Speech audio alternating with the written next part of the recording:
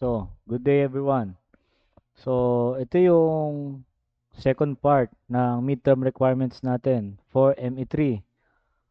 So, I hope na tinitake serious nyo tong design na to kasi it is a good practice for your professional stint pagka kayo ay lumabas na ng school. So, this is all about ductwork design, calculation, and practices. So, ano nga bang importansya ng ductwork design and practices? Siyempre, para magkaroon ka ng good ventilation sa isang room, kailangan mo ng dadaanan ng hangin. At the same time, kailangan din ng may mag-circulate. So makikita nyo dito, yan yung isang example ng isang ducting with to round. Ito yung gagawin natin. Mostly round muna ang gagawin natin kasi yun yung simplest way para makapaggawa kayo ng ductwork design. Then, ang design natin is mirror guided by standards, codes and standard. Hindi tayo basta gagawa-gawa ng MEMA. Kumbaga yung MEMA gawa. So, ang gagawin natin, based sa mga standards. So, yun nga. Pagkakasabi ko nga, kung standards ang naman ang pag-uusapan, kailangan nakabase siya sa PSME Code 2012. Although, meron nang nirelease noong 2025, pero hindi pa siya naka-hardbound. Kaya, still, gagamitin natin yung 2012 Philippine Mechanical Engineering Code, which refers to ducting, design, and layout. Then, kung meron tayong local na codes and standard, meron tayong international. Yan ay 2021 ASHRAE Handbook Fundamentals, which is, yan nga yung incorporated yung ducting design din. Lahat ng mostly aspects in calculation, layout, positioning, nandyan sa dalawang handbook na yan. O, introduction uli. So, kung makita natin, ito ang isang initial building. Meron tayong AHU. So, dito, nilagay ko lang sa taas ang AHU para mas madaling makita. Actually, may another building pa yan sa taas.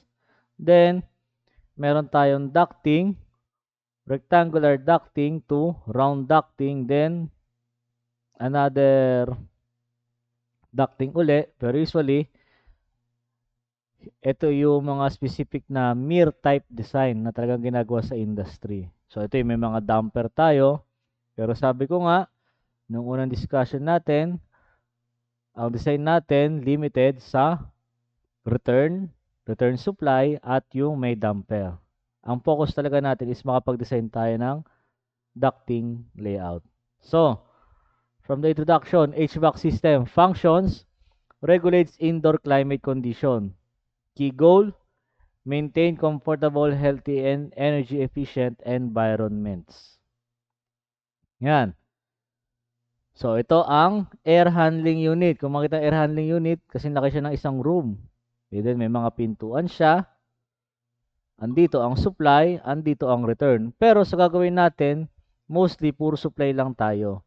Kasi yung return, ibang orientation, ibang design pa yung sa ducting design pagka-return. Ang focus natin, makapag-design kayo ng supply air conditioning sa centralized ducting equipment system. So, ito yung air handling unit. So, andito ang andito ang supply, andito ang return. Pero most commonly, hindi natin gagamitin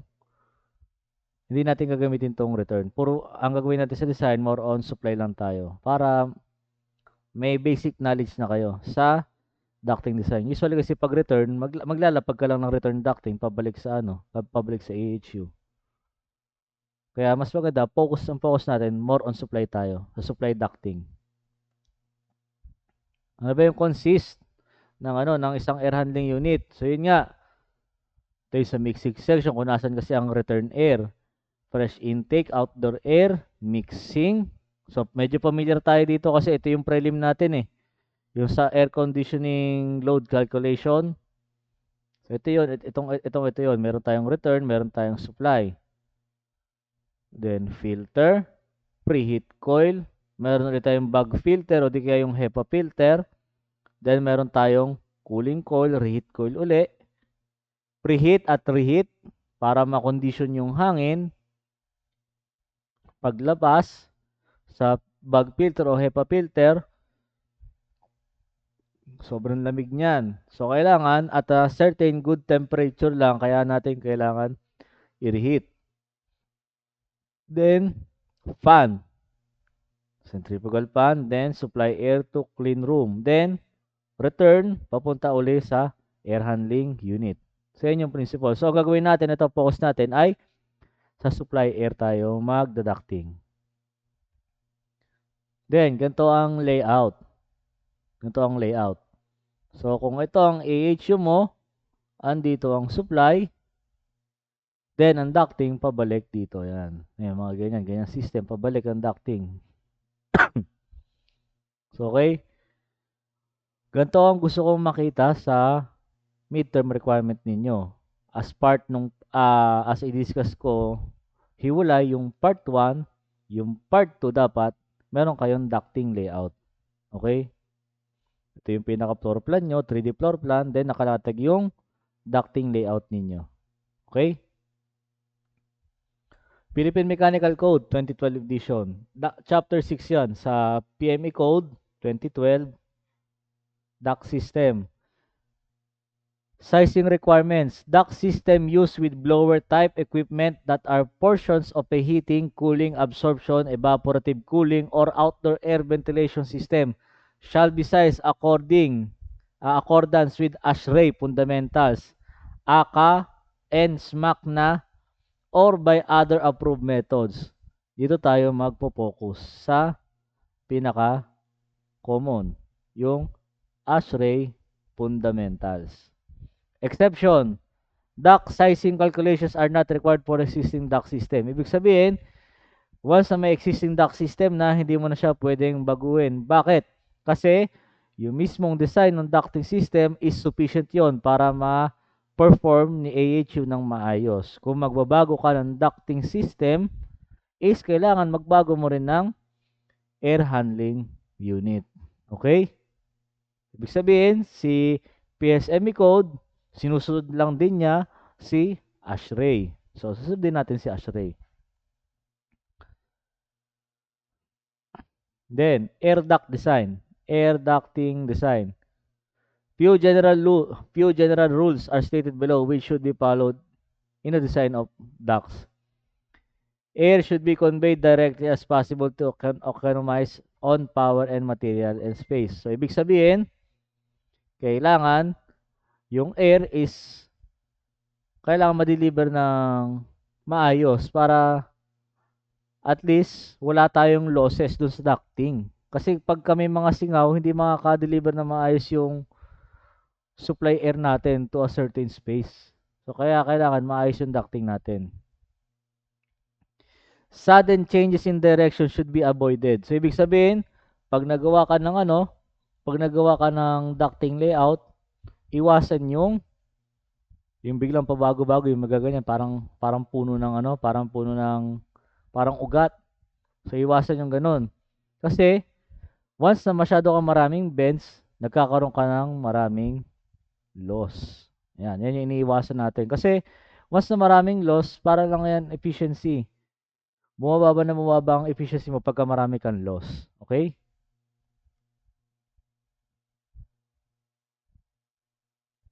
Air velocities in the duct should be within permissible limits to minimize noise. So, air velocities, ibig sabihin, ang air velocity na gagamitin nyo, target is yung applicable lang sa lugar. O kunyari, meron kayong yung sa kanya-kanya yung commercial structure. May kanya-kanyang required na air velocity yan para hindi masyadong maingay sa ducting. Kasi, pag sobrang bilis niyan sa ducting, mag-aalog-alugan yan dito. Yan, magkakalog-kalugan yan dito. Ang mapoproduce mo, noise pollution. Okay?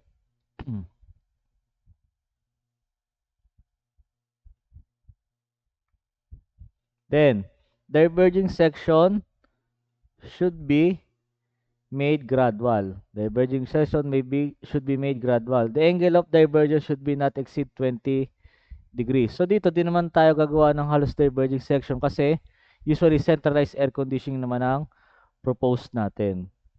So pag centralized air conditioning, wala masyado tayong diverging section. Yung biglang lumiliit, lumalaki, lumiliit, lumalaki. So constant 'yon, palit tayo ng paliit kasi kailangan meron tayong mini-maintain na flow rate. Okay? Pagka ang flow rate QAB ang formula, nagbabari ang flow rate sa area.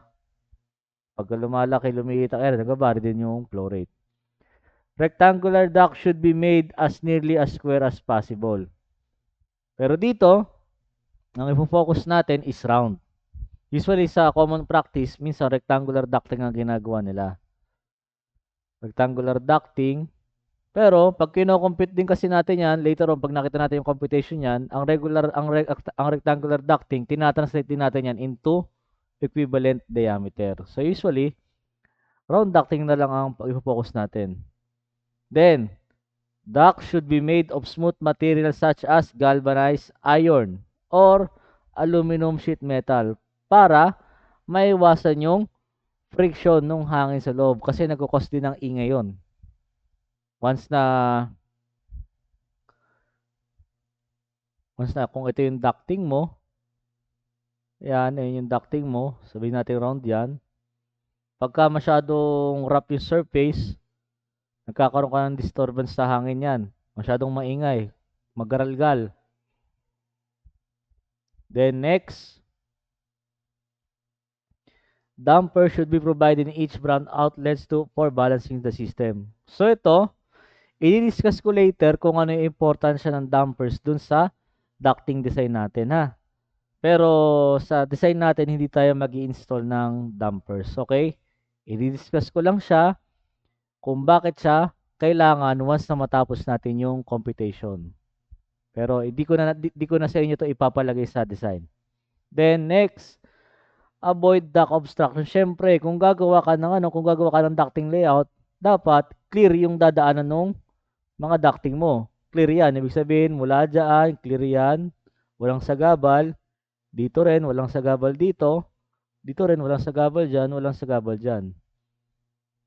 Paano walang sagabal? Ibig sabihin, kung meron dyan kung merong poste dyan, dapat nasa ilalim ka ng poste, hindi mo bubutasin yung poste.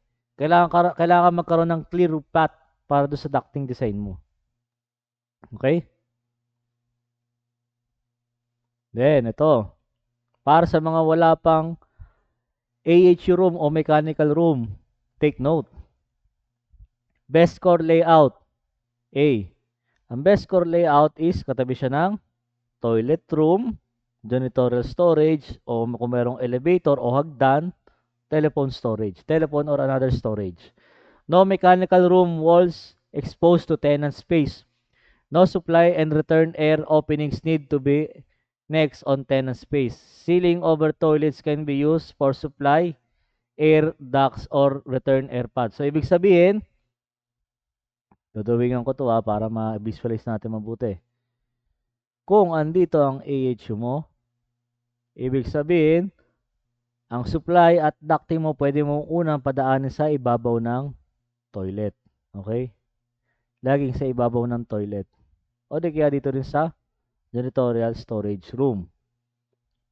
Basta, wag ka maglalagay ng mechanical room kung nasaan ang mga tenants or people kasi masyadong maingay at gumagana ang mechanical room. Although, soundproof naman ang isang room, iniiwasan pa rin natin yung noise hazard. Okay? Iniiwasan pa rin natin yung noise hazard.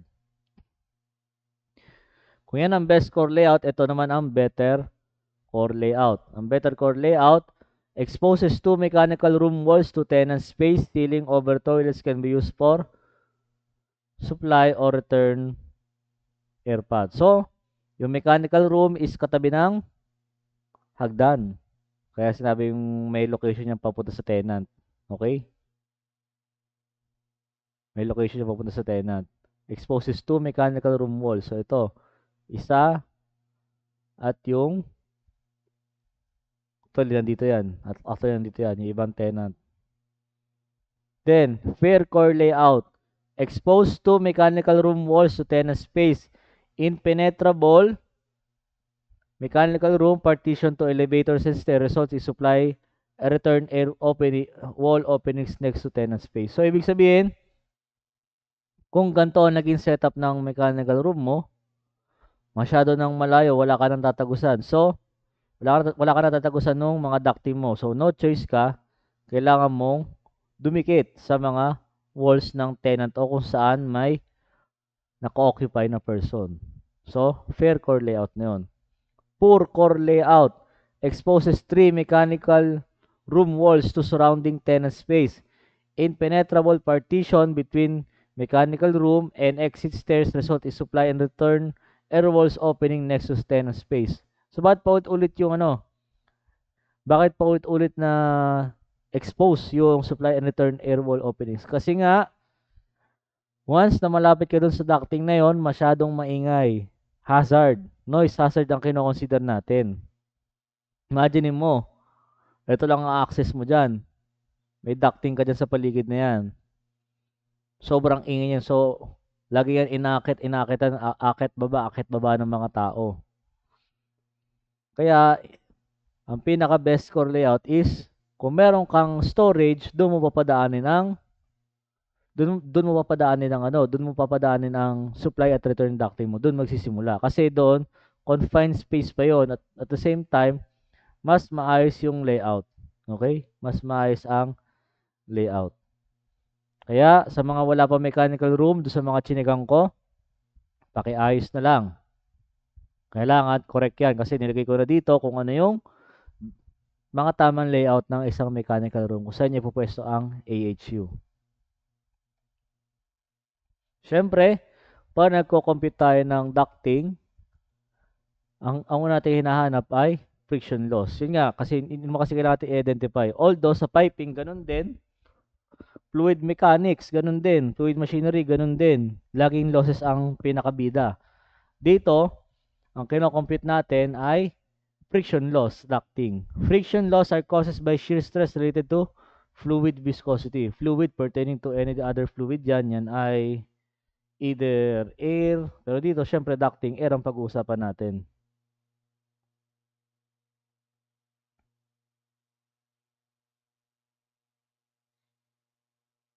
Okay? Meron tayo isang formula based sa ASHRAE. Design to hindi to mathematical hindi to yung mathematical na theory na nakukuha talaga na ginagamit natin sa school. Ito talaga formula for design to. Darcy and Colebrook equation ang tawag dito. Fluid flowing conduits friction loss for Darcy equation. 12 FL over DH density parenthesis V over 1097 raised to squared. Wherein friction loss, syempre change in friction loss yan. Ito inches water or inches inches H2O lang to nakalagay dito kasi yung 1097 para lang yan sa inches of water na conversion. Friction factor, dimensionless, papakita natin mamaya kung saan ako yung friction factor na yan. Duct length, bigay yan sa design mo, yan yung duct length in feet. Hydraulic diameter, sa hydraulic diameter, i-discuss natin yan sa susunod na slide. Velocity nung hangin. So, yung velocity ng hangin, manggagaling yan sa kung anong application nung kailangan dun sa room mo. Yun yung velocity. Later on, i-discuss rin natin yan. Then, density. Kapansin nyo, ang formula na to is dependent sa English units. Then, ito nga yung isang formula, ang pinaka-generic na nakikita natin, more on theoretical, is ito. Friction loss or pressure drop is equals to FL B squared over D 2 times density. Yan. Inside diameter for D, length of duct, V velocity, density of fluid. Okay? Tandaan. Magagamit yan sa mga susunod na solving. Next. Yung friction. So, yung friction, pwede raw natin ma-recompute yan gamit ito. Yan, ito. Babasahin na natin. Ito ay related sa Reynolds number. Kasi yung Reynolds number, may halos similarity yan sa pag-compute ng friction factor. Isang formula ng friction factor. Ito sa equation 19. So, equation 19 within Colebrook's equation, ginagamit sa design talaga ito. 1 over square root of f is equal to negative 2 logarithm, parenthesis, 12 epsilon over 3.7 hydraulic diameter plus 2.51 over Reynolds number square root of friction factor, close parenthesis. Okay? Yung epsilon na yan, yan yung material absolute roughness factor given in feet. Ibig sabihin, itong material absolute roughness factor, bigay yan sa specification ng ducting material na ginagamit mo. Then, yung RE, Reynolds number. So, pamila tayo sa Reynolds number. So, ito, pagka English, 720B ang nasa ilalim. Hydraulic diameter times velocity over 720B. Kung ang kinematic viscosity niya ay feet squared per second, dapat ang velocity mo dito sa taas ay feet per second. Or, hindi, feet per minute kasi meron kang 720 na converting factor dito. 720, ito ay FPM. Ito ay FPM. FPM yan. Then DH, ito ay feet. Ito ay feet squared per second. Bago na yung gamit nung 720. For standard air and temperature between 40 and 100 degrees Fahrenheit, kung ang condition ng hangin mo na dadaan sa ducting mo ay within 40 to 100 degrees Fahrenheit, RE can be calculated by 8.50 hydraulic diameter in feet, velocity in feet per minute. Ganun pa rin, ang 850 related pa rin yan sa calculation natin ng feet per minute para makuha natin yung Reynolds number. Para may sarado natin na walang unit yung Reynolds number kasi. Para may sarado natin siya unitless. Then, kung wala namang given, same as neto, Colebrook equation. Colebrook equation din naman ito, pero ito, mas mahabang version ng Colebrook equation. Friction factor para mahanap using Colebrook equation is F bracket, open bracket, 1 over 1.14 plus 2 logarithm D over epsilon minus 2 logarithm, bracket uli, 1 plus 9.3 over Reynolds number, open parenthesis, epsilon over diameter, close parenthesis, square root of friction factor, close bracket, then i-close mo rin yung bracket dito, raised to 2. Ngayon, napakahaba ng formula na yan. Meron bang ibang way para ma-determine yung F? Meron tayong ibang way para ma-determine yung F. Okay? So, dito kasi, pagka ito nilagay mo sa calcu, may hirapan ka mag-solve. Maraming error. So, pinaka-general formula pala ng Reynolds number natin, ito. VD density over mu. O di kaya yung E dito. Yun yung viscosity, Pascal second or feet squared second. Okay? So, yan ha. Ito yung F. May ibang way pa ba para makuha yan, sir? Meron pa. Yan ay gagamit tayo ng Moody chart. Yung Moody chart na yan, kailangan meron tayo nung relative roughness, meron tayong Reynolds number. Paano yan pinaplot, sir? Kailangan mong kumuha ng syempre ng Reynolds number. Dito mo yung papadaanin. Ayan, Reynolds number, then yung relative roughness. Yun yung given sa material. Pag napagtagpo mo yan, kung saan mag-intersect, ito yung mga linya na yan, ito. Meron tayong laminar Meron tayong critical, meron tayong transitional. Kung saan mag-meet yan, iti-trace mo yan. Mayari, ito, dito nag-meet. So, ito, papasok to within critical zone. Yan, critical zone siya, papasok. Ibig sabihin, yung flow na nandun sa ducting is within critical zone. Then, para naman yung friction factor? Kung ano yung katapat nito, yun yung kukunin mo. Ayan. Ibig sabihin, once na mapag-meet mo yan, dalawa na yan, nandito ang friction factor. Kung sabihin natin, kung 0.2 to, 21. So, ibig sabihin ito ay 0.021. Yan yung friction factor na nakuha natin. By plotting, ha? So, ito, Moody chart. Moody chart. Ginagamit ba siya sa design? Yes, ginagamit din natin yan sa design. Pero usually, since bago na yung mga technology natin, may mga kada material may mga declared na friction factor. Okay? Sample problem. Compute the pressure drop in 15 meters length of straight circular sheet metal duct 300 millimeter in diameter. When the flow rate is 20 degrees Celsius, air is 0.5 cubic meters per second. So, una, ang kailangan nating hanapin is velocity. Kasi magpa-plot tayo dito eh. Then, meron kagad provided na absolute roughness. So, meron tayo dito. Ito kasi sabi ko na per material type meron ng roughness coefficient o yung relative roughness na tinatawag. Dito, circular sheet metal. So, ibig sabihin, ang gagamitin natin ito ay 0.00015. So, yun ang gagamitin natin. Pressure drop. Since ang formula ng pressure drop natin kanina may formula for velocity, paano yung velocity?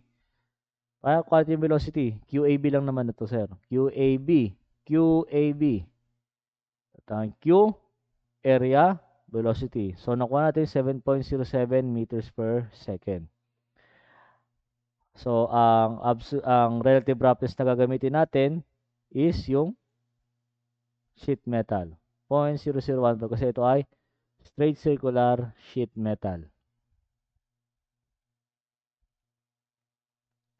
Next. The density and viscosity of the dry air standard atmospheric pressure are presented in the table 6-2. So, mayroong condition kanina. Anong condition kanina? 20 degrees Celsius. So, ibig sabihin, at 20 degrees Celsius, may occurring kang density at viscosity. So, ibig sabihin, kung 20 degrees Celsius ang condition mo, yan siguro, yan yung pinaka-supply mo. Pinaka-supply temperature mo. Pinaka-supply temperature mo yan. So, i-highlight mo na, ito yung mga gagamitin mong values. 20 sa viscosity, Pascal second, kilogram per cubic meter per density. So, isalpak sa Reynolds equation. V, 0.3 sa length. Length ba yung 0.3? O, tama. Length. Diameter. VDP pala to. VD density over kinematic viscosity. So, makakuha mong Reynolds number ay 140/500. Ngayon, meron kang 140/500. Meron kang relative roughness ng sheet metal ay 0.0015. Ngayon, kung ipo-plot natin ang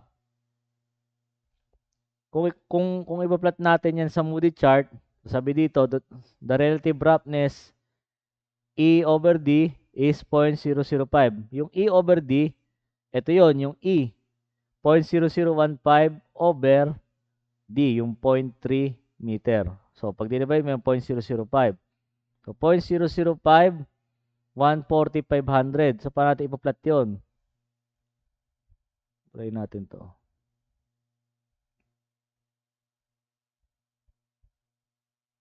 Sabi kanina, 140,500. So, 140,500. So, natin hanapin yung 140,500 na yun. 145, 10 raised to 3, 140,500. So, nasa 10 raised to 6 na yan. So, yun ay 6-digit number. So, dito nagsimula. So, dito yan. So, somehow, nandito yan sa linya na yan. Nandyan. Then, sa ano natin, relative roughness natin, nakuha natin 0.005. 0.005. 0.005. 004, 005. So, dito yan. Dito yan maglalay. Yan. Ngayon, ang nakuha daw natin ay 0.0195. 0.0195. So, ito, 0.04, 0.005 siya. 0.005, 0.0195 ang makukuha natin, 0.0195, 0.01, 0.0195, 0.0195.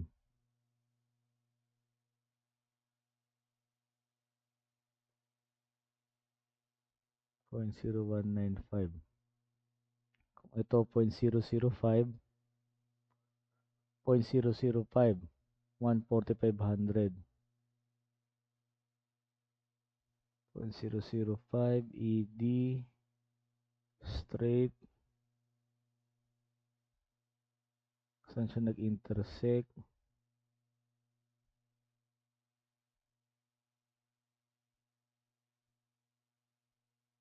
Saan yun? 140,500. 140,500. 140,500. Hindi siya sa 10 raised to 6.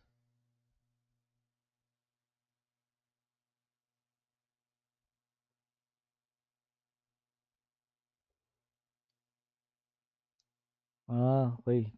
So, itong value na to, kinuha siya by computation nito. Ito, para sa specific accurate. So, meron ka na itong D, meron ka nung E, meron ka ng RE, meron ka uli nito. Shape solve mo lang para makuha mo yung F. Pero actually, pagka ipa-plot mo siya, ang halos value niya is hindi siya 0.0195. Dito siya maglalay.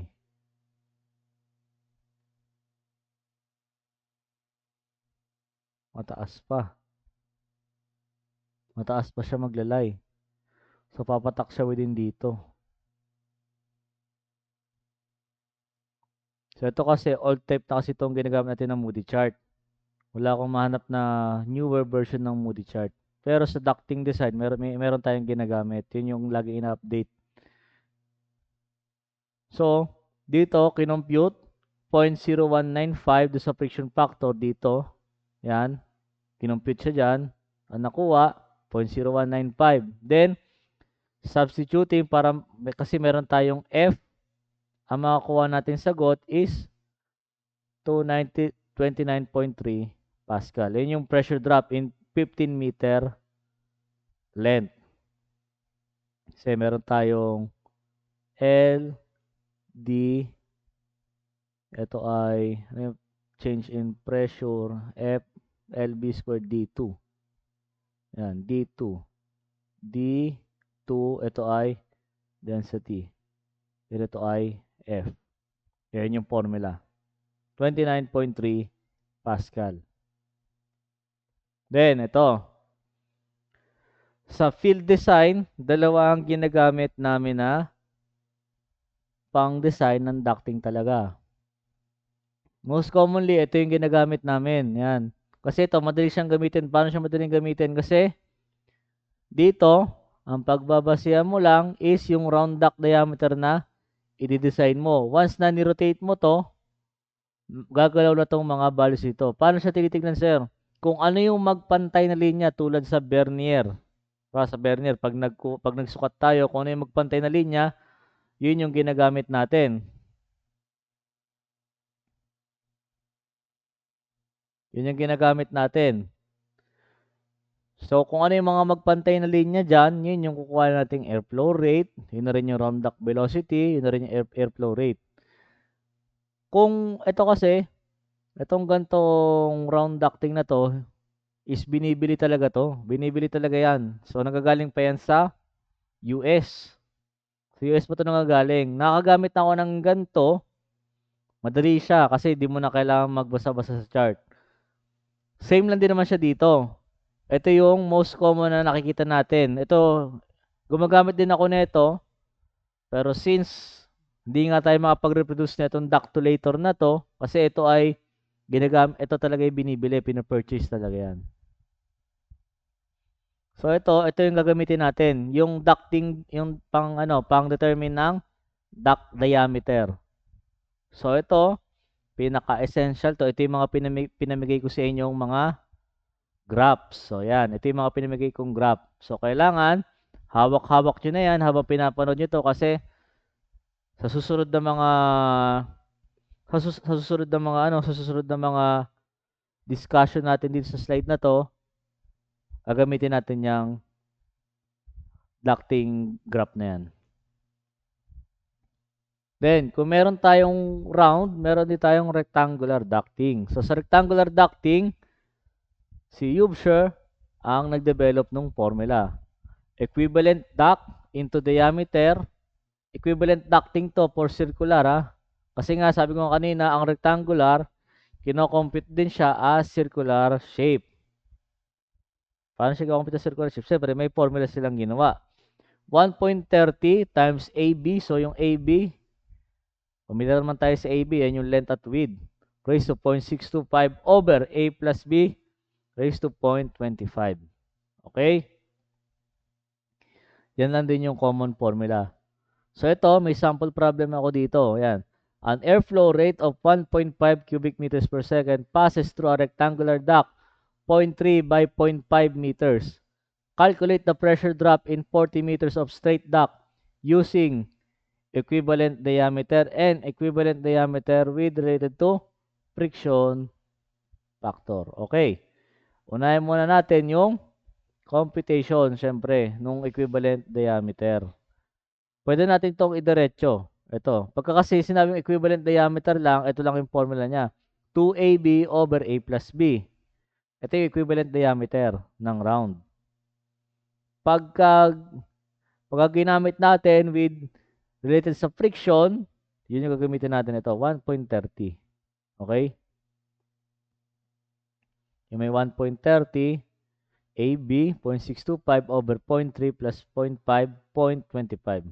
Makuha natin ay 0.42 with usable na equivalent diameter for round sa rectangular with applicable for friction. Then, sa pagdaducting design, syempre, di natin maiwasan na nagkakaroon tayo ng tight space. So, kung nagkakaroon tayo ng tight space, biglang lumalaki yung ducting natin, biglang lumilit yung ducting natin, at the same time, lumalaki yung diameter ng ducting natin. Yan, tulad nito. Dito, malaki yung diameter. Pagdating dito, biglang liit. So, ano ba yung mga naging changes na yan? Yung static pressure natin, ito, pababa na pababa yung trend. Then, pagka biglang expand, lumalaki lang siya, gawa nung pagka meron ka ng, dito, usually, damper tong nandito sa gitna na to. Yan, nagiging steep uli. Then, after naman yan, magkakaroon ka na uli ng pagliit, pababa uli siya ng pababa. Okay? Ano yung mga sinasabi natin sa ducting design na yan? So, papaiksiin natin, yung pinaka-minimal na shortest explanation na maintindihan natin. Pag nagbabago yung maliit na ducting, syempre, nagbabago din tayo sa variation ng pressure. Yan, nakikita nyo. Yung trend ng static pressure, pababa tayo ng pababa. Ang velocity pressure natin, once na lumiit, lumalaki. Nag-increase. Okay. Yan, yung velocity pressure, static pressure. Then, pag nagkaroon uli ng fan, spike yan, pataas. Ito yung static pressure, ito yung total pressure, yung PT na yan. Then, after nyan, magkakaroon ka uli ng liliit, lumiit, lumaki uli. So, nagbabari na naman yung velocity pressure natin at yung static pressure, ha? Nagbabari yan. So, ito yung grafting. Ito yung graph no mismong duct design initial. Kasi minsan, dyan na natin na-determine kung ano ba yung takbo, ano ba yung pressure. Kasi dyan tayo nagkakaroon ng mga losses eh. Kita mo hindi siya dapat hindi siya magkakaroon siya ng malaking drop tapos biglang tataas gawa na merong panghatak ng hangin. Sudden, di bababa na naman. So ito yung mga kailangan nating tignan. Pagkapalaki ito, yan ang tawag dyan ay sudden enlargement. Ang formula, velocity initial squared density over 2 times 1 minus inlet outlet raised to 2. So, ganon. Pagka change in loss naman, pagka change yung hinahanap mo, P2 minus P1. So, ibig sabihin, from P1, meron kang P2. B1, meron ka ding V2. Yan. Yan lang din yan. Density ng air, depende sa temperature na nandoon. Yan yung may table tayo kanina. Enlargement, meron tayong contraction. Yung contraction ay naman yung pagliit. Ang hinahanap natin, yung vena contracta o di kaya yung coefficient. Kumbaga, inlet over outlet or velocity outlet over velocity inlet. Then, sa formula, para makuha ang pressure loss, final velocity squared times density over 2 times 1 over contracta coefficient minus 1 raised to 2. So, yun yung mga formula. Sa sudden contraction, may mga selectable tables yan. So, paano yung kinocompute, sir? Yung A2 over A1 mo, pag nakuha mo yung ratio niyan, papasok yan dito. 0.1. Ngayon, kung saktong 0.6, congrats. Makuha mo na yung saktong CC. At yung 1 over CC minus 1 over squared. Kasi ito na yung multiply mo dito. Pero kung di mo naman nakuha ang eksaktong whole number yun, 0.6, 0.7, interpolate mo lang kung ano yung in-between dito. So, interpolate mo lang. Kung in-between ng 0.4 at 0.5 nakuha mo, interpolate mo para makuha mo yung value sa gitna. So, yan. Yan yung mga pag-design natin sa ducting design with regard sa pressure changes. Pressure changes kasi nga nagkakaroon tayo ng sudden enlargement at sudden contraction. Diffuser installation suggestion. So, ducting tayo. Sunod, diffuser. Ano ba yung diffuser? So, ito nga sir, yung mga nakikita natin na yung may mga nakalawit na papel. Diffuser ang tawag doon. Yan, nakaganyan. Paano yung mga layout based ashray? Kung ito yung ducting mo, ayan yung ducting mo, at ito na yung end, pwede kang maglagay ng flexible hose na ducting. Ito flexible. Flexible hose yan, dapat meron yan certain distance within the ceiling. So, ibig sabihin nito, yung 3D prepared, ibig sabihin, yung diameter niya, 3 times para makuha mo yung certain length nito. Okay? Then, kailangan, sa mga hanging, syempre, nakabitin yan. Kasi pag hindi mo nilagay yan ng ganyan, nakaganyan yan, nakaganyan. Then, maximum length ng flexible duct na kailangan mo ilagay mula sa rigid duct, ito yung ducting na galvanized, papunta sa diffuser, ito daw ay dapat, length niya ay 6 feet. Okay? Length niya ay 6 feet.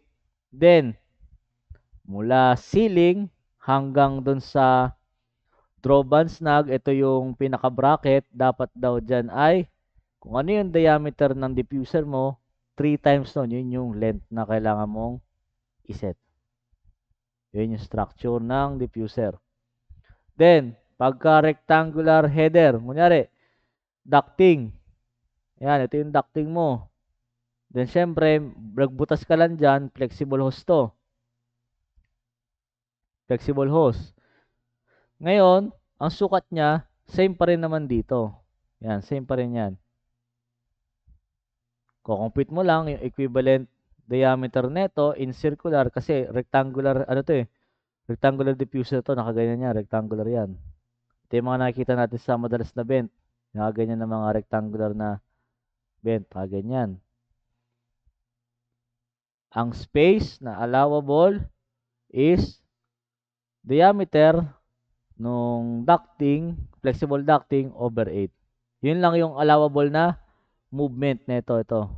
Yung paggalaw kasi pag masyadong bent na yan, wala na, magkakaroon ka ng singaw, magkakaroon ka ng losses diyan. Okay? Usually ang gagawin natin nakaganto. Pero meron kasi tayong ducting na reduce pa ganyan, then meron ding outlet papunta dito. So yun yung gagamitin natin. Hindi tayo magaganyan. Ito kasi for ano na to, mas matipid kasi to. Kasi ginagamitan na lang nila ng flexible ducting. Ang gagawin natin, meron tayong ducting dito, dito na rin ang diffuser. Yan yung gagawin natin sa ducting design ninyo. So, pressure classification. So, ito yung mga iba't ibang types ng application sa ducting. Air imposes two types of load on a duct structure. Static load due to the mean static pressure. So, ito. At kung meron kang iba't ibang structure ng wall, o tulad doon sa ginawa ko na cinema, may iba't iba daw pressure differential yon kasi may iba't ibang sizes ng room. Kailangan mo mahanap yung dominating load. Sa mga technical design na to Pangalawa, the pulsating load due to turbulent airflow. Comparatively small. Usually sa field ito talaga pinagtutuunan ng pansin yung static load. Bihira lang to pagtuunan tong pulsating load. Kasi madalas ang talagang mini-maintain talaga natin ay ang pag-determine ng mean static pressure. Then, accordingly, standards to the ducts are classified as follow. Low pressure system, medium pressure system, high pressure system. So ito yung mga iba't ibang classification. Static pressure mo within 5 cm H2O, medium 15 cm H2O, high pressure lalagpas 15 cm to 25 cm H2O gauge. Gauge reading kasi ang reading natin to naka pressure gauge tayo. Ano yung MPM? Meter per minute yan. Meter per minute. Parang velocity yan, velocity. Meter per minute. Next, duct design procedure. So dito, i-discuss ko lang briefly kung ano yung mga iba't ibang types ng pag-design ng ducting layout. Meron tayong tatlo. Equal friction, velocity reduction, at static regain method. So, ang equal friction method, frictional pressure drop per unit length ang hinahanap natin. So, ibig sabihin, ang hinahanap natin yung pinakamalaking frictional pressure drop per unit length. Then, ang method of sizing duct automatically reduce the air velocity in the direction of flow. Gumagamit tayo nga ng ductulator. Yung ductulator, yung pinakita ko kanina, yung iniikot-ikot. Tapos kung ano yung may magpantay na linya, ayun na yung magiging natin. Ayun na yung magiging sagot natin, ay magiging value. Ngayon, sa equal friction method, kung ano yung friction na una natin na determine sa ducting, yun na yung friction sa lahat ng ducting natin. Okay? Kaya kasya equal friction method. Kunyari, kung may ducting ako na isang buong ganyan, yan, may ducting ako, yan. Ganyan yung pagkakasama ng ducting ko.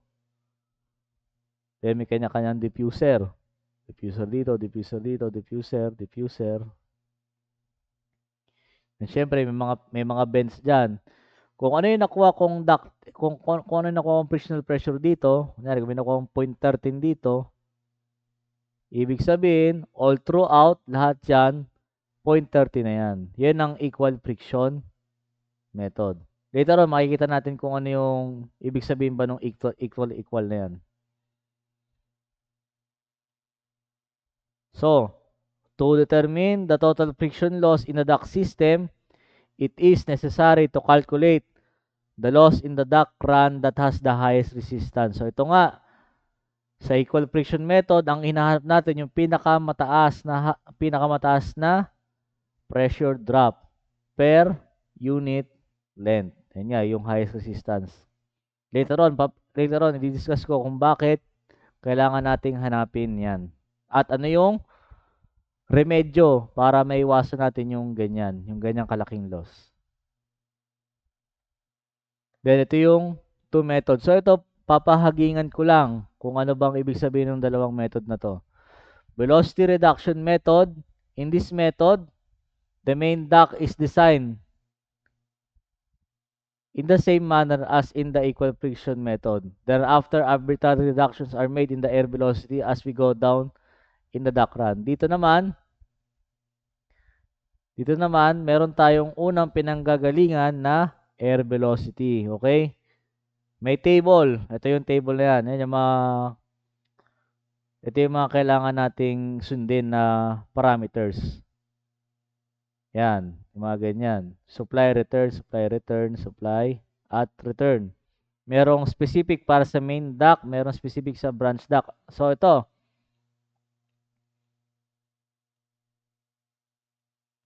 Yung main duct na sinasabi, ito yung pinaka isang linya papuntang AHU. Ang naging branching duct, ito daw. Yan, yung green na yan. Yan yung branch duct. So, pag ginamit natin yung velocity reduction method at marami kang branching, mas complex yung computation mo. Mas complex ang computation mo. Kaya ito, ginagamit lang tong computation na to sa mga ship kasi minimal lang yung space. Yung mga barko, ayan, kasi minimal lang yung space ng ano. Iisang ano lang yon, iisang hubog lang yon. Isa lang kasi ang design layout ng mga barko. Kaya, most commonly, ang velocity reduction method, ina-apply yan sa mga shipyard. Then, sunod, static regain method. Yung static regain method is to maintain a constant static pressure. So, ibig sabihin, kung sa equal friction method ang mini-maintain natin, ang ginagamit natin is yung, kung meron tayong 0.13 dito, pag sa equal friction method, meron tayong 0.13, na nakuha, ay all throughout, yan ay 0.13 na yun pagdating dito. Dito naman sa static regain, kung ano yung nakuha natin static pressure mula dito, is all throughout, yun yung static pressure hanggang makarating sa dulo. Okay? So, most commonly, ano bang ginagamit sa field design? Ang ginagamit namin sa field design ay equal friction method. Okay? Ito yung common na ginagamit sa industrial at ito yung huli kong ginamit talaga na method nung nag-design kami ng ducting sa isang clean room. So, ito. Kailangan natin tandaan yung bawat rules. Una, decide what pressure drop will be available. Compute the equivalent length of all runs, the sum of the length of the straight duct plus the equivalent length of the fittings. 3. Divide the available pressure drop by equivalent length of the run having the longest equivalent length. With the pressure gradient from step 3 and the flow rate in each section of the longest run, Select the duct size of all those sections using figure 6-2. For the remaining section, select the size to use the available pressure drop but stay within velocities appropriate for noise restriction. In short, yung nakita nating inakita nating ano kanina, yung nakita nating yung ducting graph na nandoon, doon magagaling lahat ng designation nito. Sa pressure drop, yung equivalent length, tayo mag-set niyan. Yung pressure drop, doon din magagaling. So, lahat ng computation natin sa equal friction method, doon magagaling sa ducting design graph, which is yung binigay ko sa inyo. For example, ito. Ganito yung isa example niyan. Kung ito, yung fan, o ito yung AHU na natin, drawing ko ito AHU. Yan yung AHU natin.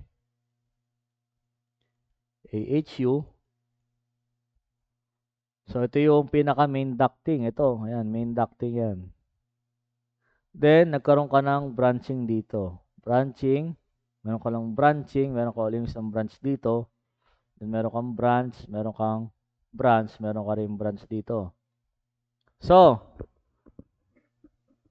paano ba to, sir? Paano ba to isimulan? Parang tubo lang yan. Meron ka ditong T. Yan. Meron kang T fitting. Meron ka uling T fitting dito. Meron ka uling T fitting dito. Meron ka naman dito 90 degrees bend. Meron ka rin dito 90 degrees bend. Meron kang fitting dito T. Then meron ka din ditong ito straight na to.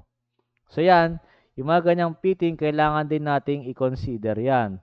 Pero dito sa illustration na to, kada labas ng diffuser may mga kada duct section, yung A to B, pressure drop 28, ACDE 58, ACDF 43, ACGH papunta sa 4, 92, ACGI 80. So may kanya-kanya siyang pressure drop. Dito, sa gagawin natin sa ating centralized air conditioning design, hindi ganyan ang magiging setup natin. So, next tayo sa susunod natin na design. So, ito lang naman yung illustration kung paano siya i-dissect. So, ganoon yung mga reading. So, kailangan muna i-identify natin yung mga kada coefficient. Yung coefficient na yan, yan yung use nung ducting graph natin na binigay ko sa inyo. So, doon natin siya isa-isa ipa-plot. So, sa susunod na slide, makikita natin kung paano talaga mag-design ng isang ducting with the use of round ducting. Yan. Ductwork design and efficiency. So, una, iningay natin in basic ventilation system, losses through bends, losses through tees, losses through ducts and branches, duct shapes for energy efficient design, and duct materials for energy efficient design. So, ito yung ina-achieve natin pagka nag-design nga tayo ng ductwork, yung ductwork design. So, dito, yun nga, sabi ko nga kanina, ang gagamitin talaga natin is equal friction. Kasi yun yung gagamitin natin. Ito, equal friction method muna tayo. Kasi itong static regain, masyadong robust ang computation yan, so hindi kakayanin yan ng buong midterm. Sa equal friction tayo kasi ito yung pinakamabilis na matapos yung gagawin. Yan na to, simple na lang to, simple analogy lang to. Kung ito yung mechanical room mo, dito ang AHU mo, ito kasi, per room, kinompute ang kanya-kanyang sensible at latent heat load. Pero sa atin, sa construction natin ng air conditioning load calculation, isang buo. Kumbaga, sa atin hindi tayo per room. Kasi nga centralized tayo.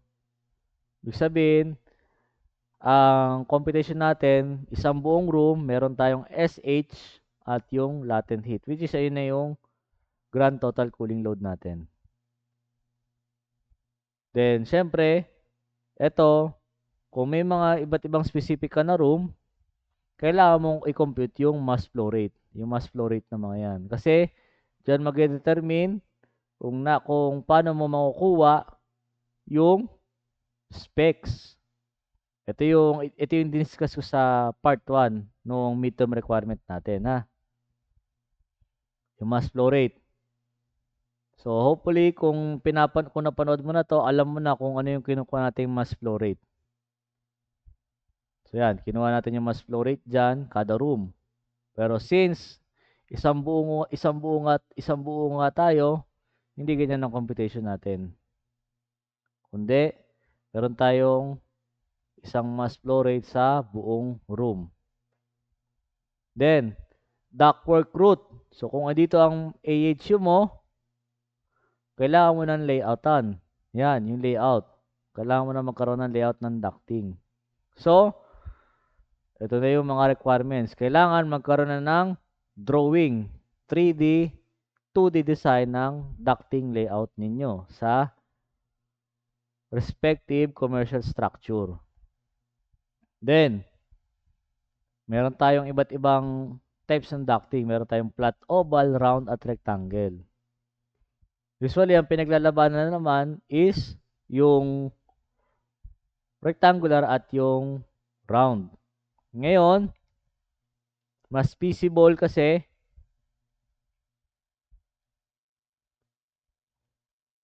mas feasible ang round ducting. Mas feasible ang round ducting. Bakit? Kasi mas madali siyang padaanin sa mga pasikot-sikot ng mga poste. At the same time, mas mabilis siyang ihang. Kumbaga, mas madali siyang ihang doon sa mismong building. Kaya mas madalas round ducting gagamitin natin. At the same time, mas madali kasi yung computation ng round ducting. Okay na okay siya for undergrad calculation. So, ang gagamitin natin sa ating design is galvanized steel lang tayo. So, regardless kung ano yung pressure drop, kasi ito, mano natin hanapin kasi nga centralized air conditioning tayo. Pero may dalawang material yan, isang galvanized sheet at isang fiberglass. Madalas ang ginagamit natin galvanized steel. Then, sa paggawa ng ducting layout, iwasan ng sharp bends. Yan, tulad nito. Iwasan to. Iwasan sharp bends kasi nga, yung flow ng hangin masyadong maging maingay, magkakaroon ka ng noise hazard sa location mo. Dapat, as much as possible, bended. Kaya iniiwasan din yung kantuhan, yung rectangular ducting. Maganda, bended. Then, ito na yung magiging series ng computation natin. Kailangan mo ng identification per ducting layout mo. Meron kang section A, section B, section C, section D. As makikita din sa picture na to, hanggang letter L ang ducting niya. So, inisa-isa niya yan. Yung B, yan ay T. Yung C, ito ay branch. Yung D, main. Yung E, T uli yan. Yung F, branch. Yung G, main uli. Yung H, T uli. Yan, kaya in-identify ko na yung mga parts ng fitting na yan. Sunod, i-identify mo kung ano yung type. So, yan, nilagay natin kung ano yung identification ng type na yan. And then, nilagay yung flow rate. Pero sabi ko nga kanina, ang purpose ng computation natin flow rate ay kabuuan kasi nga tayo ay centralized. So, hindi magiging ganito ang computation natin. Ito, nilagay ko lang as example. Kasi, usually sa isang field design, may iba't ibang record talaga na flow rate. Okay? So, ito yung design ko sa akin, sa ducting design ko sa ginawa ko dati nung undergrad ako. So, may kanya-kanyang section. A, main duct. Ito yung branch. Then, yung bilog-bilog na yan, andyan nakalagay yung diffuser. Okay? Andyan yung diffuser. Then, kada B1, B2, B3, B4, B5, B6. Okay. Paano yung itsura niyan, sir? Ganito naging itsura niyan sa ducting layout. Kung ito straight, ito T. Ito, pag tinignan mo yan, T din yan, nakaganyan. Kaso, pa-reduce, nakaganyan yan. Kasi, andito yung diffuser. Okay, nandiyan ang diffuser. Ito yan. Ito yung location na yan.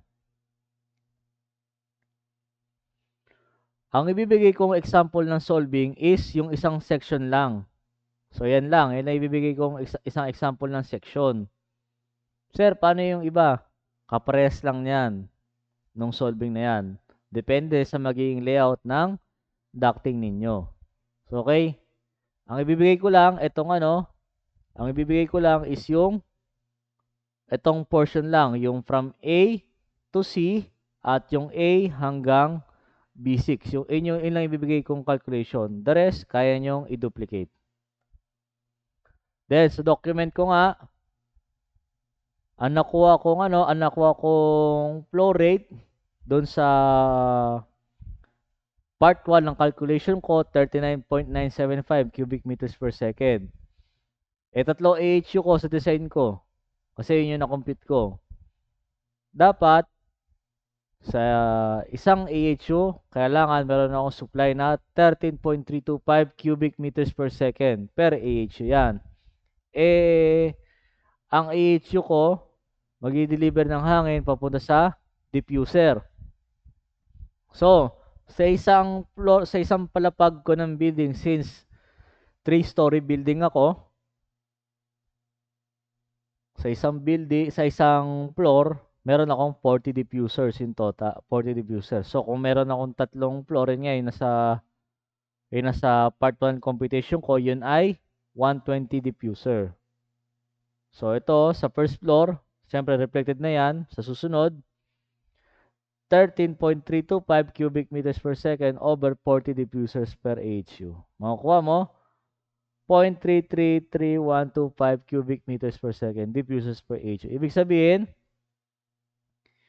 Ibig sabihin yan, kailangan may matarget ka na 0.333125. So, kung ibig sabihin, kung dito dapat, sufficient ka na nagsusupply ng 0.33125 dyan. Yan yung requirement ng diffuser mo. Okay? So, ito yung isang sample ng table ng computation ko. Ayan. Mapapansin nyo, 2.33187. Saan ko na ko yung 2.33185? Diba? Sabi ko nga, kailangan, kada diffuser ko, meron ako i-produce na 0.331325. So, kung 0.331325 to, dapat same din dito, meron din dito 0.333125. So, kung sa B5 ko 0.66625 dapat nilalabas ako ng 0.33125 din dito. Yung mababawas sa 0.66625, ito na yung pupunta dito. Kaya meron ka ditong 0.333125. Okay? Yun yun. Hanggang i-duplicate mo na i-duplicate. So, hanggang makarating ko sa B1, ang ano ko, 2.3331875. Okay. Ito yung una ko mapipill up na data. Okay. Yan yung una ko mapipill up na data. Ayan ha. Paano malalaman kung tama o hindi yan? Later on, malalaman ko kung tama o hindi yan. Then, ano pa yung mga susunod na malalaman? Yung ito yung susunod, yung recommended outlet velocity. Ang recommended outlet velocity ko dito, since cinema ang gamit ko, 300 meter per minute daw ang kailangan kong gamitin. Okay, 300 meter per minute ang kailangan kong gamitin. So, kailangan convert yan ng meters per second. So, ano bang conversion nun? Ibig sabihin nun, 300 meter per minute, 5 meters per second. So, 5 meters per second. Yung length, ako nag-decide kasi nga design ko yun eh. Kailangan kong i-layout yung mga tamang length. So, may length ako nito. A. Length nito, B1, length neto. B2, length niyan. B3, length. B4, length uli. B5, then length uli sa B6. Okay? So, ganyan yung computation ko. Una, may length ako. Sa unang value nito, meron akong velocity. Yun yung 5. Yun yung panimula. Ibig sabihin, required outlet velocity for duct A to limit the noise. So, ibig sabihin, ang kailangan na velocity na dadaan dito is dapat 5 meters per second para maiwasan na yung noise sa mga susunod na ducting. So, focus natin itong section na to. So, meron akong value 2.389, 5, 2.3331875. Ngayon, paano ko mahanap yung remaining na blanco? Gagamit tayo ng ducting graph ngayon. Okay? Ducting graph na gagamitin natin. So, ito yung round ducting design, friction chart for round ducting design. Una, kailangan natin hanapin yung air quantity, yung liters per second. Ito yung liters per second. Ito ay naka-cubic meters per second sa atin. Pero dito sa table na binigay ko sa chart na binigay ko sa inyo, yan ay naka-liters per second. So, by plotting 2.33 nga 2.33 something cubic meters per second nga. Ayun, yan 2.33. So magiging 2,333 yan kasi since times 1,000 yon papuntang liters. Graph ko yan. Diyan lalabas yung 2,332 liters per second. Then, meron akong velocity. Meron akong velocity na nakuha. Ang velocity ko ay etong line na to. So, 5 meters per second daw sa duct A. So, 5 meters ang kailangan kong i-plot. Ito yung 5. So, plot ko yung 5 meters per second. Then, sunod, may dalawang points na ako nito. Once na i-plot ko na yung dalawang points na yan, pwede ko nang hanapin yung duct diameter. Ito, yung duct diameter na yung linya na yan. So, ito yung mga linya ng duct diameter, yung 500, 630, 800, 100. Ngayon, kung saan mag-intersect yung line na yan, diyan mo pagtatagpuin para makuha mo yung duct diameter. Yan. Ano ko kung duct diameter, sama malapit na siya sa 800 mm. Okay, ibig sabihin, ayun na yung duct diameter at A ko. Duct diameter at A.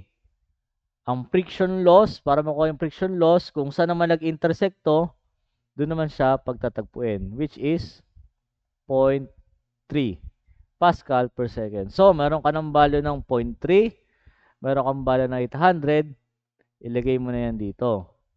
Since equal friction method nga ang gamit natin, all throughout, 0.3 na yung gagamitin mo na friction loss. At the same time, yun na rin yung ilalagay mo sa diameter, yung 0.8 na yun. Then, papansin nyo, may dalawang values na kayo nag-ibig dito. So, i-plot mo na lang yan dire-diretso pabalik uli doon. Plot mo, volume flow rate, friction loss, para makuha mo naman yung velocity at yung duct diameter. So, yan. Nilagay natin yung diameter. Then, i-plot natin. I-plot natin yan na magkakasunod. Kasi, pag ito, pinlot mo to sa ducting design na round ducting, makukuha mo yung 4.7 at 0.74. Same as hanggang matapos natin yan hanggang B6. So, ganun ko siya kinompute. Ang duct loss, saan siya kinukuha? Ang duct loss, friction loss times friction loss times diameter. Yan. Friction loss times diameter ba?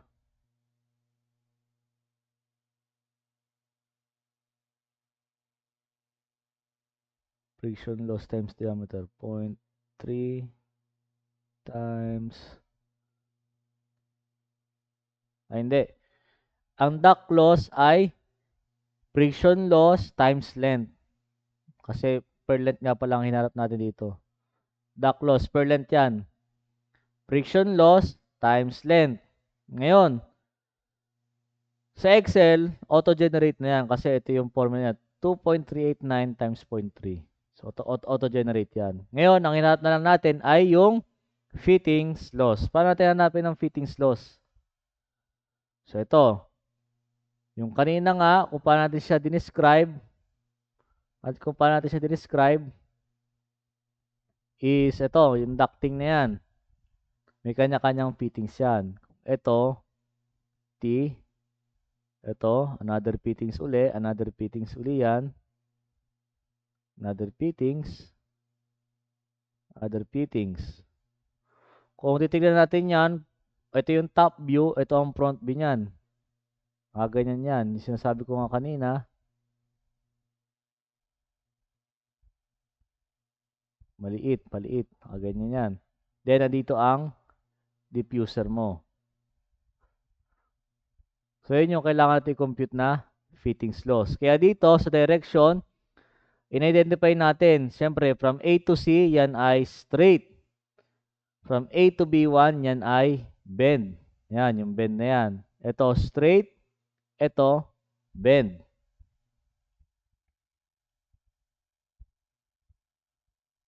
Ngayon, from B1 to B2, yan ay straight. B2 to B3, yan ay straight. B3 to B4, yan ay straight uli. B5 to B6, yan ay straight. Ang B6 to DB6, since may diffuser pa yan dito sa dulo, nakaganan na yan, nakabend yan, nakaganyan. So, ibig sabihin, bend ang fitting na yan. Okay? AB1, bend. Ito straight. Ito ay bend. Ito ay straight. So, kaya ilagay nyo sa category kung anong direction yan. A to C straight, A to B1 bend. So, ganyan dapat ang makita ko sa ducting design niyo sa calculation nyo. Okay? Compute tayo sa fittings loss. Yan nga. Isang straight at isang bend. Yun yung kailangan natin computation. May separate na computation para sa straight. May separate na computation para sa bend. Unang computation, velocity ratio. Velocity out. Then, velocity in para sa straight. Ratio. Makukuha mo yung velocity. Una mo nang hanapin is velocity ratio. Yun yung 0.83. Next, area ratio. Yung area ratio, so somehow dapat ito ay naka pi over 4. Pi over 4 to. Pi over 4 d squared. Okay? Pi over 4 d squared. Ayan. Pi over 4 d squared. Out. So, area out. Area in. Area out, area in. Ang kailangan mahanap para sa mga ganung loss is yung velocity ratio at yung area ratio. Then, anong sunod? Ito na, kailangan natin ng graph. Meron kasing computation para sa straight duct, para sa straight connection at yung may bend connection. Then, kanina, nakuha natin 0.53 dito. So, ibig sabihin, interpolate mo yung values within 0.53. So, yan. Then, ang nakuha mo sa velocity ratio, 0.83. So, interpolate mo rin yung values. So, para mapagtagpo mo.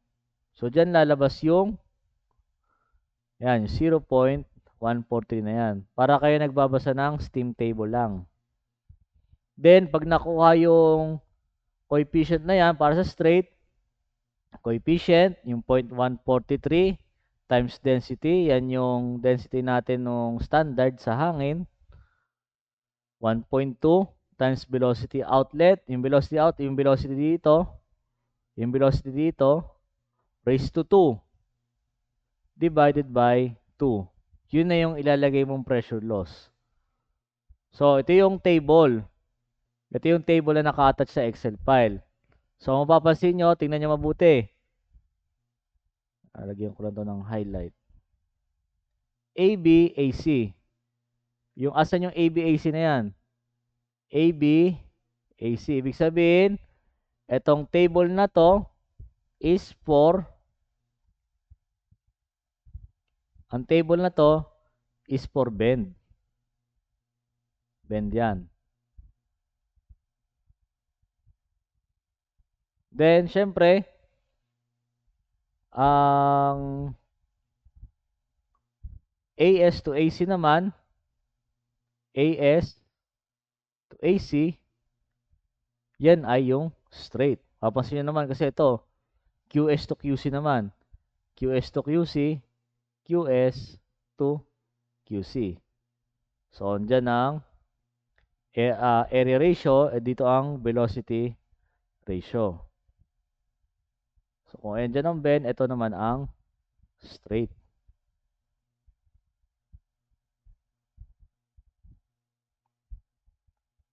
Okay, nandiyan ang straight. So, dyan lang maglalaro ang computation natin. So, by interpret lang gagawin natin dyan. Hanggang sa makuha natin yung coefficient, i-multiply natin sa density ng hangin, i-multiply natin sa velocity squared. Ano nga yung formula kanina? Yan, yung coefficient na yan, CO times density times velocity outlet squared over 2 para makuha yung fittings loss o yung pressure loss at fittings. Ayan. Yan yung gagawin natin. So, yun. Pagka sa straight, so, ganun yung computation. Then, sabi ko nga kanina, yung mga kinumpit natin, ibalik lang natin yung 0.8 sa graphical. Then, pinag-multiply ito, friction loss at yung length. Then, same application ng computation. Paano natin gagawin yung same application ng computation na yun? Dito yun lalabas. Sampulan natin. Yan, ito yung listahan na yan. Palabasin natin yung 1.8. Palabasin natin yung 1.8. Okay? Palabasin natin yung 1.8 na yun.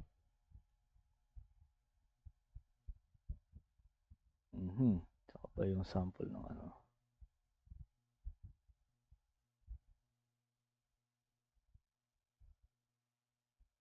So, una, compute natin yung straight. Compute natin yung straight. Sabi nga,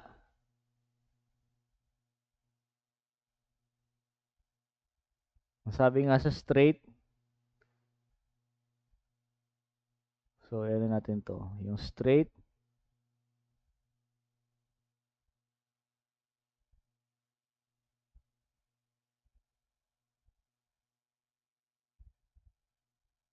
wait natin yung mga values. Duck loss. So, sa straight daw, ang kailangan makuha dito is, ang kailangan makuha sa straight ay una, velocity ratio at yung area ratio. So, ibig sabihin, kung A to C to, kung A to C yan, dapat outlet over inlet. 4.4 over 5. So, 4.4 over 5. Yun yung kailangan natin makuha.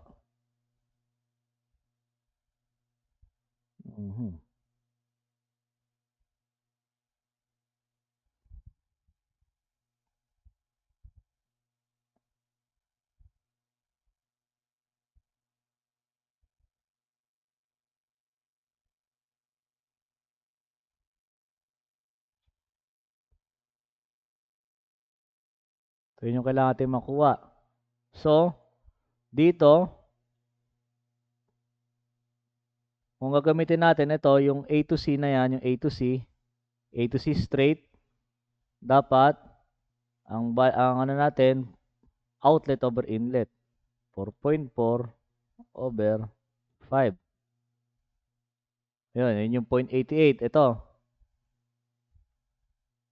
0.88. So ito yan. Yung 0.88 na yan. 0.88. Pag area ratio naman ang ginamit natin, dapat area outlet over area inlet. Okay. Compute muna natin yung area outlet dun sa duct C. Yan, yung 0.65 na yan, diameter. So, 0.65 squared. Lagay natin. 0.65 squared over pi over 4 uli. Pi over 4 times. Ano yung diameter doon? 0.8. 0.8 raised to 2 squared. Makukuha natin. May mali ata. 0.8. 0.65. Pi over 4d squared.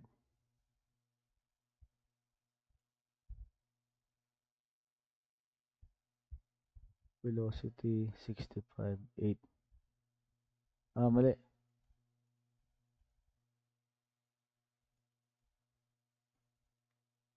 8 pala. 8. 65 ba yun? 65 nga. 65.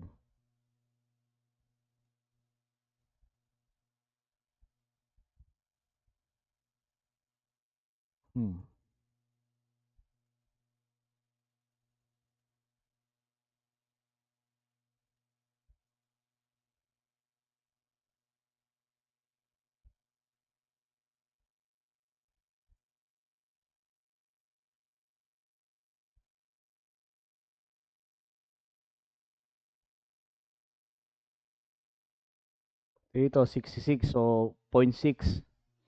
0.6 natin siya ilalagay dito. So, 0.6 to. 0.6. So, 0.6. Draw.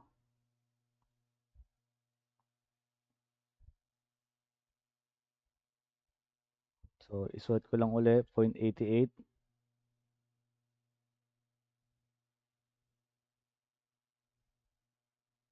Dito, 0.6.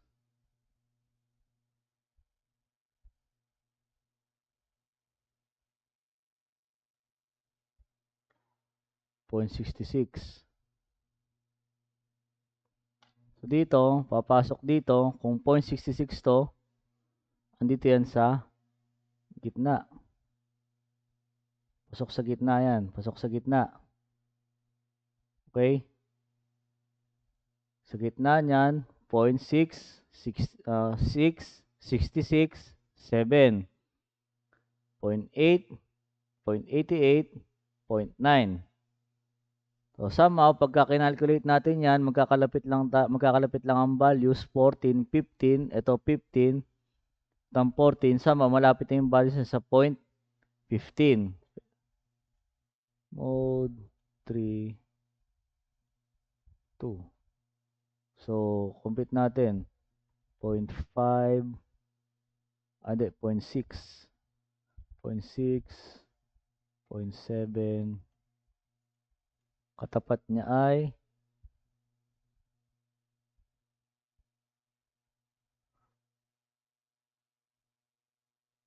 so wala pa, dapat kailangan makuha man natin yung ano.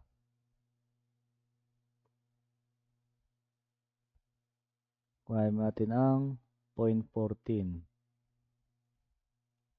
Kasama ko kasi medyo malalapit lang din kasi ito eh. 0.14, 0.15, 0.14, 0.15, 0.14, 0.15, 0.15, 0.14. Kaya sama magalay din niya sa malapit sa 0.15. Okay? Magalay din sa malapit sa 0.15. So ito, interpolation siya. Medyo mahaba lang. Pagka hindi nyo nakakuha na eksaktong sagot, kailangan talagang interpolate. Ngayon, based sa computation ko kanina, yan ay 0.15. Yan yung CO ko. Sabi nga natin kanina,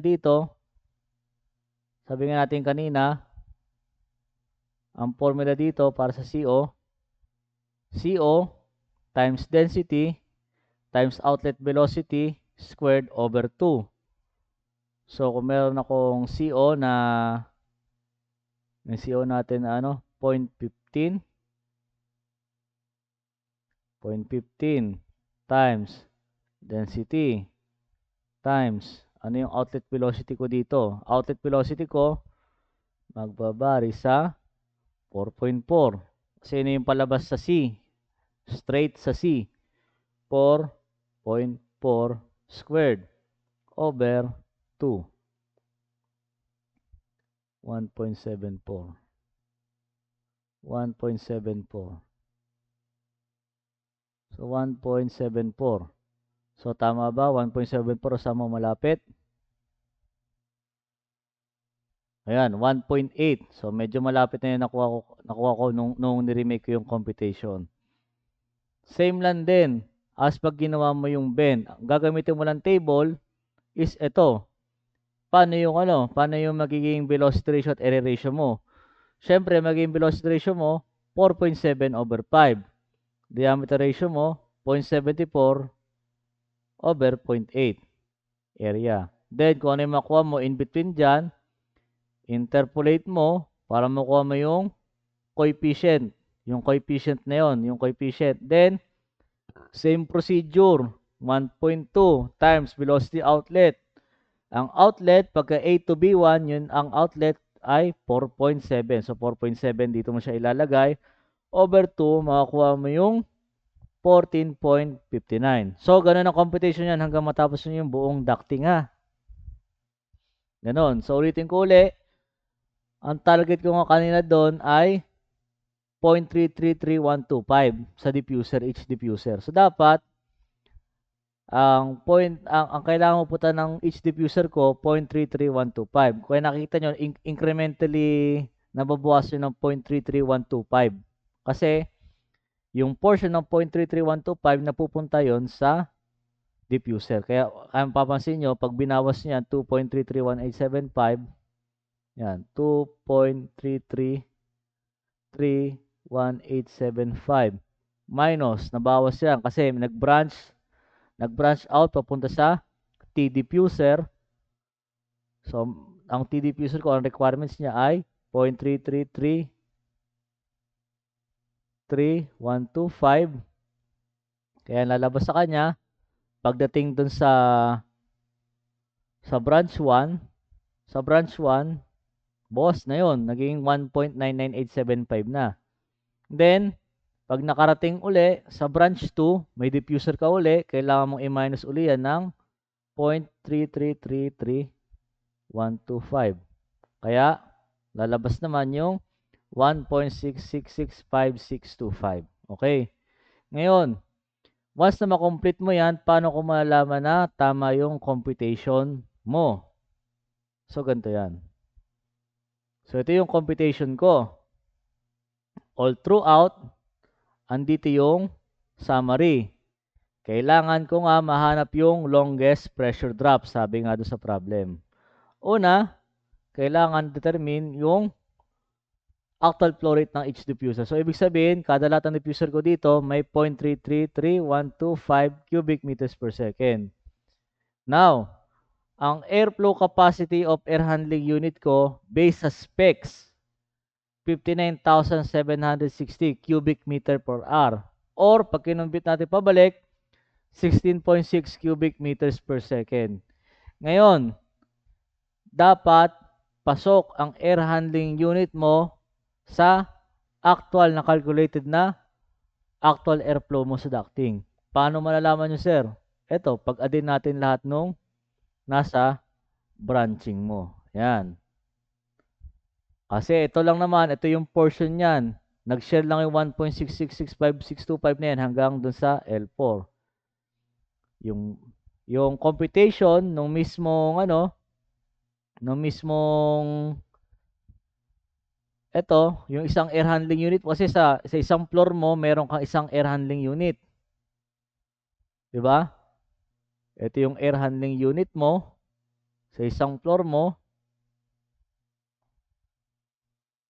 kailangan makapag-supply ka ng 0.3333125. Ngayon, ang capacity nga ng air handling unit mo based sa brochure o manual mo is 16.6. Ano compute mo total? Ano compute mo total based dito sa mga sa mga computation mo? Yan ay 16.3332125. Pasok na pasok. Labis pa yung spec. So, ibig sabihin, tama yung computation na naman natin. Tama to. So, ganun natin siya i-check. Ganun ko siya counterpart checking. Dapat, pag kinumpit mo lahat nung pinaka-ducting at branch mo, ibig sabihin yan, pag babanggain natin yung actual specs na nahanap mo sa internet na AHU versus dun sa makukumpit mo.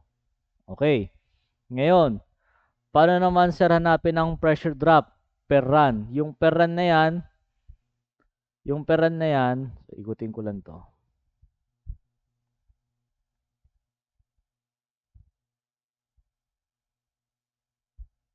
Yung per run na sinasabi na yan, ito. Yung per run, ibig sabihin yan, naburin ko nga lang to. Yan, yung A, B to 6. So, run A, duct A hanggang B6. So, kailangan i-total ko lahat ng pressure drop. Ano yung total ng pressure drop na yan, sir? Ito yung formulated na yan. Ano yung formulated na yan? Summary yan ng pressure drop. Duct loss plus pitting loss na nag-occur dun sa linya ng A hanggang B6. Okay. Yun yung total nung sa pressure drop. Same as dito yan, AD4. Summation niya ng fittings loss at yung duct loss. Okay?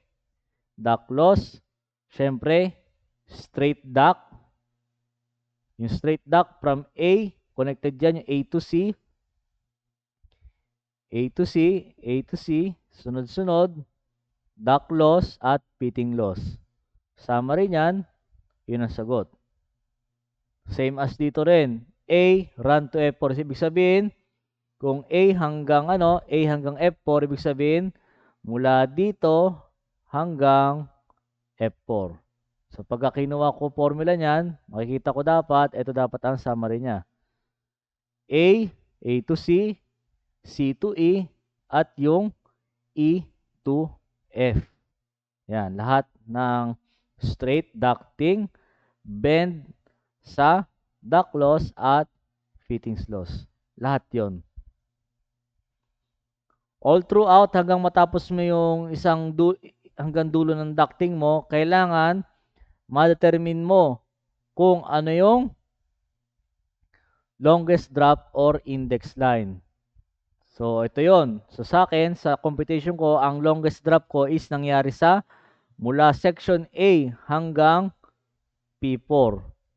35.83596. So, ayan yung longest drop or index line. So, dyan nagtatapos yung computation natin for midterm requirements. So, additional info na lang tong i-explain ko. Bakit ba kailangan natin hanapin ang longest drop or index line? So, ito yung pinakamalaking pressure loss na kailangan natin i-cater. So, balik ulit tayo sa PowerPoint presentation.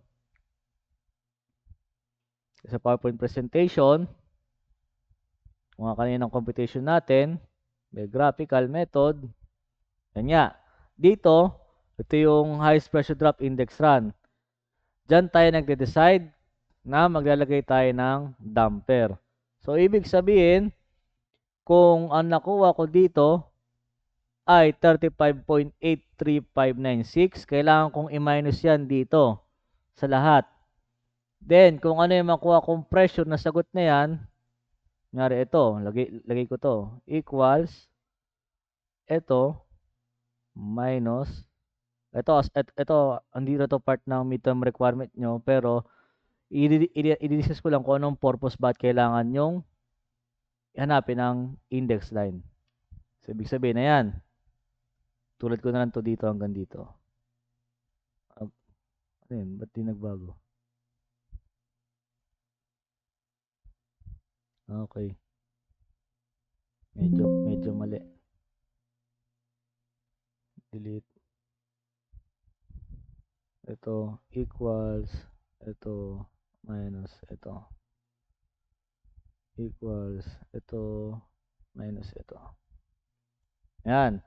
Ibig sabihin, yung makukuha yung pressure na yan naman yung hahanapin yung specs para makapaghanap kayo ng damper. Yan. Ibig sabihin yan, lahat ng damper, maglo-locate kayo sa kada run na yan.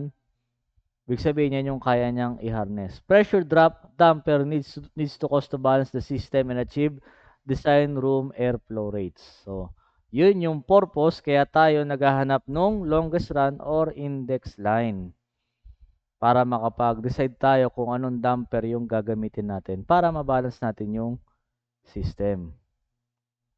So, yun.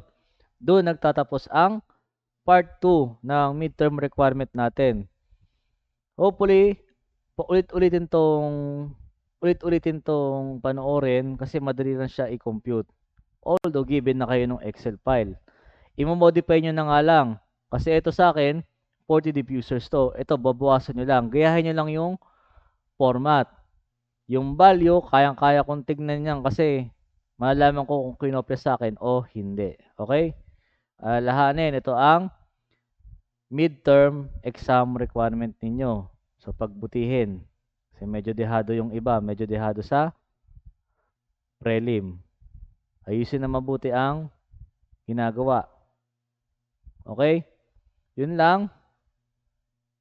Pag may tanong, mag-message na lang sa Teams.